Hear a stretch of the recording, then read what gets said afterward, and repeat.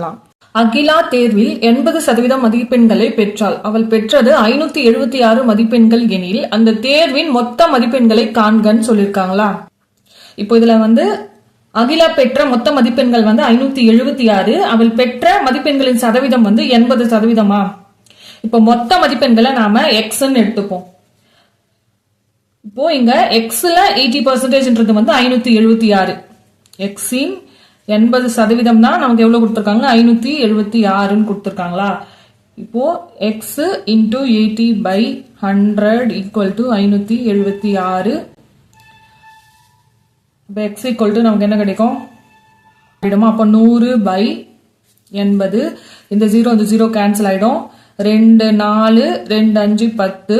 இப்போ இது 4ஆல கேன்சல் பண்ணா 4 1 4 4 16 1 4 4 144 4 144 576 144 into 5 மல்டிப்ளை பண்ணா நமக்கு என்ன கிடைக்கும், x equal to 720 கிடைக்கும்.